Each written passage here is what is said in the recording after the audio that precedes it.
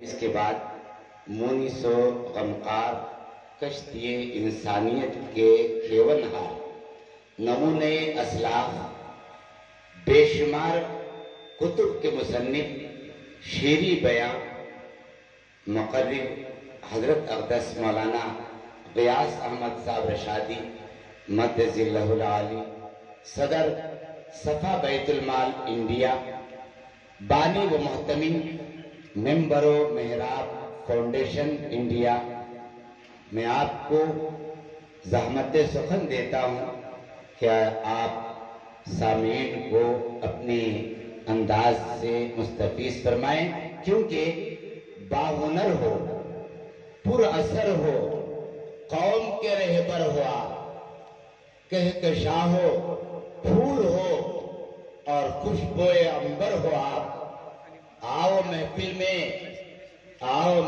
میں خطابت کا چراغ زو لے کے، باعث فخر و چمن ہو، شمع روشن تر ہو آپ۔ میں آپ سے مؤدبانہ عرض کرتا ہوں کہ اپنے قیمتی کلام سے ہمیں مستفیض فرمائیں۔ وعلى سید المرسلین محمد وآلہ وصحبہ اجمعین، اما بعد، فقال الله تبارك وتعالى في القرآن المجيد: أعوذ بالله من الشيطان الرجيم، بسم الله الرحمن الرحيم، فبما رحمة من الله لنت لهم ولو كنت فظا غليظ القلب لانفضوا من حولك فاعف عنهم واستغفر لهم وشاورهم في الأمر فإذا عزمت فتوكل على الله ان اللہ یحب المتوکلین، صدق اللہ العظیم۔ قابل صد احترام صدر محترم حضرت مولانا مفتی فاروق صاحب دامت برکاتہم، مولانا عبد الرحمن صاحب اور دیگر جمیع اکابر علماء کرام، مفتیان اعظام، بزرگان محترم، آج کا یہ اجلاس یقیناً ہم سب کے لیے اس سرزمین، یہاں کی چاگل مری کی سرزمین کے لیے یقیناً نیک بختی کا باعث ہے، سعادت مندی کا باعث ہے، خیر و برکت کا سبب ہے۔ ماشاءاللہ سب سے بڑی بات یہ ہے کہ یہاں بہت بڑے بڑے علماء کرام تشریف فرما ہیں، بزرگان دین یہاں تشریف فرما ہیں۔ مجھے امید ہے کہ ان کی آمد چاگل مری کی سرزمین کے لیے رحمت کا باعث ہو، برکت کا باعث ہو، خیر کا باعث ہو، اور چونکہ نام بھی الخیر ہی ہے اور کنتم خیر امتین کی آیت کی تلاوت بھی ہوئی ہے، اور امید ہے کہ اس اجلاس سے خیر ہی خیر جاگے گا، ابھرے گا، پھیلے گا، اور اس کے ذریعے سے انشاءاللہ پوری انسانیت کو نفع پہنچے گا۔ بزرگان محترم، اللہ تبارک و تعالیٰ نے جن انبیاء کرام علیہم الصلاۃ والتسلیم کو اس دنیا میں بھیجا، عموماً لوگوں کا خیال یہ ہے کہ یہ انبیاء اس دنیا میں جب تشریف لائے تو انہوں نے صرف دین کی دعوت کا کام کیا۔ یہ ایک تاریخی غلط فہمی ہے، اس کی اصلاح ہو جانی چاہیے۔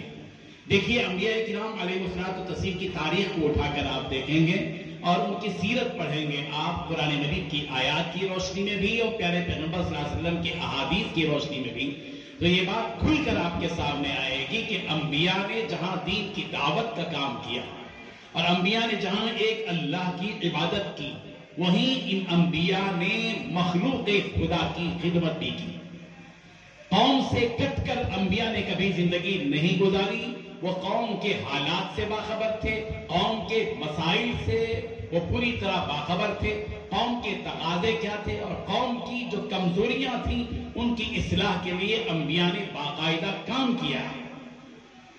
آپ حضرت شعیب علیہ السلام کو لیجیے، حضرت شعیب علیہ السلام کی قوم کیا کرتی تھی؟ دو برائیوں میں عام طور پر ملوث تھی۔ ایک تو یہ کہ ڈنڈے مارتی تھی، اور دوسرے یہ کہ ان کے جو لوگ تھے وہ نکڑوں پر اور چوراہوں پر بیٹھ کر آنے جانے والے لوگوں کو دھمکیاں دیا کرتے تھے۔ یہ دو خرابیاں تھیں۔ حضرت شعیب علیہ السلام نے قوم کی ان خرابیوں کو دیکھا تو یہ نہیں کہا کہ بھئی مجھ سے تمہاری ان خرابیوں کا میں سے کچھ لینا دینا نہیں ہے، میں اللہ کا نبی ہوں، میں تو بس دین کی دعوت دوں گا، ایک اللہ کی طرف لوگوں کو بلاؤں گا، نماز کا حکم دوں گا، توحید کی بات کروں گا۔ ایسا نہیں ہوا، بلکہ حضرت شعیب علیہ السلام نے اپنی قوم کی ان کمزوریوں پر نگاہ رکھ کر ان کو بتایا اوفوا الکیل والمیزان ولا تنقصوا المکیال والمیزان. قوم کے لوگوں کو للکارا اور کہا کہ یہ کیا قصہ ہے تمہارا؟ یہ بازاروں میں تمہاری چور بازاری یہ کب تک چلتی رہے گی؟ کیوں تم لوٹ مار کر رہے ہو؟ ناپ تول میں کمی بیشی تم کیوں کر رہے ہو؟ مت کرو. یہ پورا پورا تولو، پورا پورا ناپو. ناپ اور تول میں کسی قسم کی کوئی گڑبڑ مت کرو اور عیب والا مال کبھی مت فروخت کرو. اور قوم کے لوگوں سے بھی کہا کہ وَلَا تَقْعُدُوا بِكُلِّ صِرَاطٍ تُوعِدُونَ. دون راستوں پر بیٹھ کر لوگوں کو دھمکیاں، لوگوں کو ایذا مت دو. معلوم یہ ہوا کہ انبیاء کا معاشرے سے تعلق تھا. معاشرے کی خرابیوں کو دور کرنے سے کی ذمہ داری بھی انبیاء پر تھی. حضرت موسیٰ علیہ السلام کو دیکھیے، حضرت موسیٰ علیہ السلام نے خدمت خلق کا کام بھی کیا، دعوت دین کا بھی کام کیا، اور اللہ تبارک و تعالیٰ نے حضرت موسیٰ علیہ السلام کی باقاعدہ اس تربیت کے لیے، مخلوق خدا کی خدمت کی تربیت کے لیے ایک خاص قسم کا سفر کروایا گیا حضرت خضر علیہ السلام کے ساتھ. آپ وہ واقعہ سورہ کہف میں پڑھیے. ہمارا المیہ امت مسلمہ کا یہ ہے کہ ہم سورہ کہف ضرور پڑھتے ہیں، لیکن سورہ کہف میں کیا پیغام ہے اس کی طرف کبھی توجہ نہیں دیتے. سورہ کہف انبار ہے حکمتوں کا، مثالوں کا، واقعات کا، سبق حاصل کرنے کا. قرآن مجید کو پڑھیے بزرگوں. کب تک ہم دور رہیں گے اللہ کی اس کتاب سے؟ ہم موبائل سے بہت قریب ہیں. 5 سے 10 منٹ تک کے لیے بھی ہمارا موبائل، ہمارا واٹس ایپ، ہمارا فیس بک، ہمارا یوٹیوب، ہمارا ٹویٹر ہم سے غائب اور دور نہیں ہو سکتا، مگر اللہ کی کتاب دور رہ سکتی ہے. No problem. کیا اللہ کے ہاں ہم جواب دے نہیں ہیں؟ کیا رب ذوالجلال ہم سے نہیں پوچھے گا کہ جس کتاب کو میں نے تمہاری ہدایت کے لیے اتارا تھا اس کتاب کو تم نے پڑھا تھا یا سمجھا تھا یا نہیں تھا؟ یہ پوچھا جائے گا. قرآن مجید پڑھیے. جمعہ کے دن سورہ کہف پڑھتے ہیں تو اس واقعے کو بھی پڑھیے غور سے. حضرت موسیٰ علیہ السلام حضرت خضر علیہ السلام کے ساتھ سفر کرتے ہیں اور 3 واقعات پیش آتے ہیں. تینوں واقعات کا تعلق خدمت خلق سے. غور کیجیے. کشتی پر سوار ہوتے ہیں حضرت خضر علیہ السلام، حضرت موسیٰ علیہ السلام بھی ساتھ میں ہیں.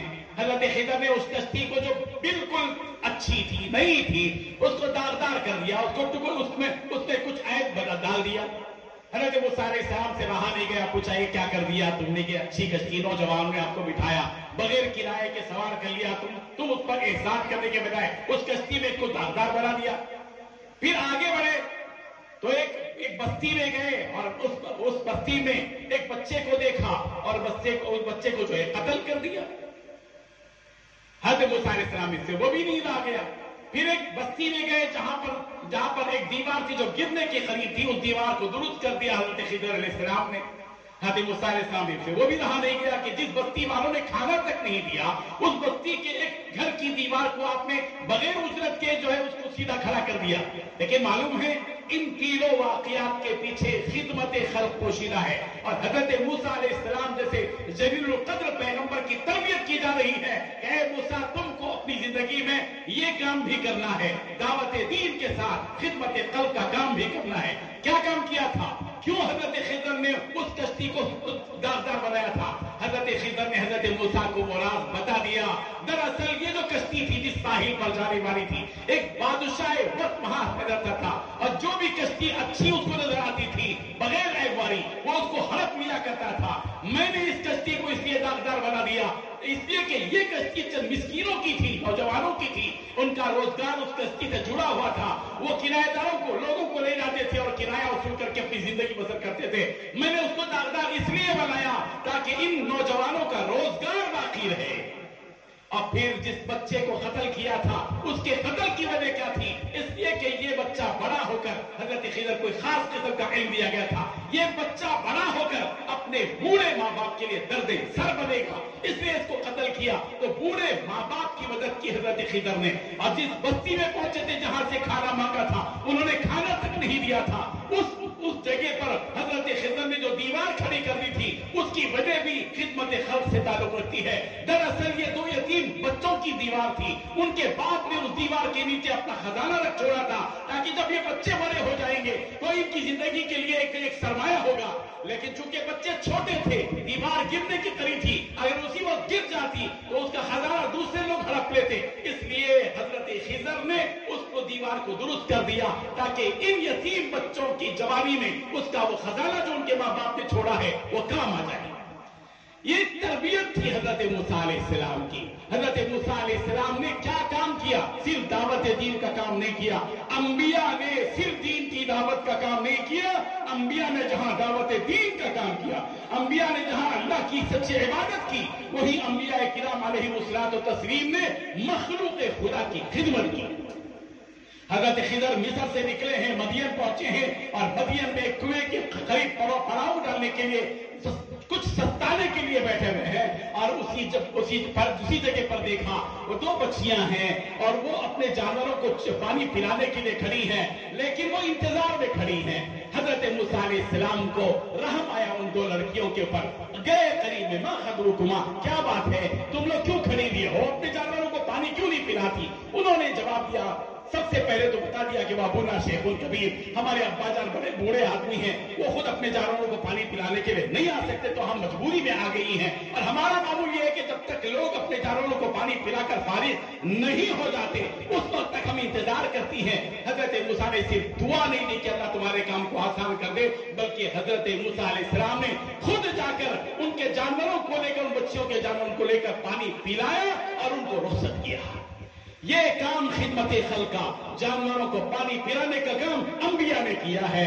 और जहां लड़ाई झगड़ा होता है, हम जैसे शरीफ लोग देखकर आगे बढ़ जाते हैं और समझते हैं कि बड़े शरीफ आदमी हैं हम लोगों के लड़ाई झगड़े में नहीं जाते। मैं आपको बताता हूं, अगर आपके महल्ले में लड़ाई हो रही हो तो आपकी जिम्मेदारी सिर्फ सुभान अल्लाह कहकर आगे बढ़ जाने की नहीं है, बल्कि अंबिया की सुन्नत यह है कि जहां कहीं जुल्म होता है, अंबिया उस जुल्म के वक्त में उस लड़ाई में शरीक होते हैं और जाकर जालिम को जुल्म से रोकते हैं और मजलूम की हिमायत करते हैं। हजरत मूसा अलैहिस्सलाम ने देखा, इसका चार्ज खत्म हो गया, वो दे दीजिए, मौलाना ये दे दीजिए, चार्ज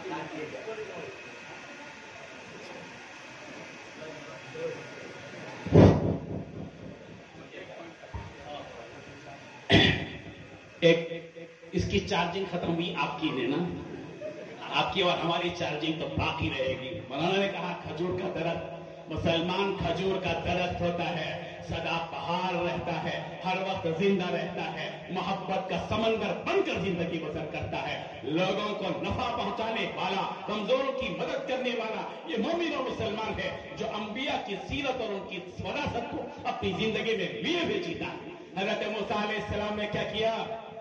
हजरत मूसा अलैहिस्सलाम ने देखा कि दोनों लड़ रहे हैं और एक जो है किब्ती और इस्राइली का झगड़ा हो रहा है और किब्ती इस्राइल पर जुल्म कर रहा है। हजरत मूसा अलैहिस्सलाम ने एक तमाचा रसीद किया था, मुदाखलत की थी, कत्ल मकसूद नहीं था, इस्लाह मकसूद थी, मगर कत्ल हो गया, मकतूल हो गया, वो इत्तेफाक था, या अल्लाह तबारक व तआला का प्लान था वो। लेकिन हजरत मूसा अलैहिस्सलाम ने अपने अमल से बताया कि अंबिया की सुन्नत ये भी है कि जहां कहीं झगड़ा होता है, अंबिया उस झगड़े में मुदाखलत करते हैं और सुलह सफाई का काम करते हैं, मुफाहमत का काम करते हैं, कॉम्प्रोमाइज कराते हैं। शरीफ आदमी नहीं, अगर आदमी कोई आपके पास आए, बड़े कायम है आप माशाल्लाह, लोग आपसे अकीदत रखते हैं और आकर कहते हैं कि साहब मेरे ऊपर फला आदमी जुल्म किया हुआ है, 10,000 रुपए लिया लेकिन मुझे वो अदा नहीं किए और मेरे प्लाट पर कब्जा कर लिया और मुझे नहीं दे रहा है। हम लोग क्या कहते हैं? ऐसा फिर अल्लाह ताला तुम्हारे इसको आसान कर दे। ये हमारी सुन्नत है, ये सुन्नत काफी नहीं है, ये भी सुन्नत है, यही सुन्नत नहीं है। इसके बाद आपका कदम आगे बढ़ना चाहिए और खड़े हो जाना चाहिए आपको उस मजलूम की हिमायत के लिए। यह है नबी की सुन्नत। नबी की सुन्नत सिर्फ दुआ करना नहीं है, नबी की सुन्नत दुआ के साथ दवा भी। उस वाक़े को याद कीजिए, मक्के मुकर्रमा के अंदर हजरे अस्वद को अपनी जगह पर काबतुल्लाह की तामीर के मौके पर रखे जाने का वाक़या पेश आया था और मक्का एक जंग की तरफ जा रहा था और हालात बहुत बिगड़ चुके थे। مکے کے بڑے بڑے سردار یہ دعویٰ کر رہے تھے کہ کعبۃ اللہ کی تعمیر کے موقع پر حجر اسود جو نیچے وقتی طور پر رکھا گیا ہے اس کو اپنی جگہ اوپر رکھنے کے لیے میں رکھوں گا ہر سردار دعویٰ کر رہا تھا. لڑائی جھگڑے کی طرف جا رہی تھی بات تو کس نے مصالحت کروائی تھی؟ ہم تو ان سنتوں کے عادی ہو چکے ہیں. میٹھا کھانا سنت ہے, کدو کھانا سنت ہے, دعوت قبول کرنا سنت ہے. ارے دعوت قبول کرنا جتنا سنت ہے اس سے زیادہ سنت دعوت کرنا سنت ہے. دعوت قبول کرنا سنت ہے, نبی کو بدنام کر رہے ہو کیوں ہو؟ اس کا مطلب اگر یہ کہتے ہیں آپ دعوت قبول کرنا ہی سنت ہے تو یہ بتلانا چاہتے ہیں کہ نبی نے صرف دعوتیں اڑائی ہیں اور کھائی ہیں. جتنی نبی نے دوسروں کی دعوتیں کی کھائی ہیں اللہ کے نبی نے اس سے زیادہ لوگوں کی دعوت کی ہے. اس لیے دعوت قبول کرنا سنت جہاں ہے دعوت کرنا بھی سنت ہے. یہ بھی بتائیے معاشرے کو, یہ بھی ہم اس سنت پر بھی ہم کو عمل کرنا چاہیے. نبی نے کیا کیا تھا؟ مصالحت کروائی تھی. یہ نہیں کہا تھا کہ مکے کے بڑے بڑے سرداروں کے بیچ میں میں جاؤں گا تو بڑا مسئلہ ہوگا, جان کا مسئلہ ہوگا. نہیں, جان کو جوخم میں ڈال کر وقت کے نبی نے حرم میں پہنچ کر سارے لوگوں کو جمع کیا, چادر منگوائی, سارے لوگوں نے آپ کو امین تسلیم کیا, حکم تسلیم کیا, جج تسلیم کیا. اللہ کے نبی صلی اللہ علیہ وسلم چادر منگوا کر کہا لاؤ چادر بچھاؤ, بچھائی گئی. کہا کہ بلاؤ سارے سرداروں کو, سارے سردار جمع ہو گئے. کہا کہ چادر کا ایک ایک کونا پکڑو, سب نے ایک ایک کونا پکڑا. کہا کہ اٹھاؤ, سب نے اٹھایا, مسئلے کو حل کر دیا اور جنگ کو امن میں تبدیل کر دیا. یہ ہے پیغام. انبیاء کرام علیہم الصلوۃ والتسلیم نے مظلوموں کی حمایت کی ہے اور مظلوموں کو ظلم کی چنگل سے چھڑانے کا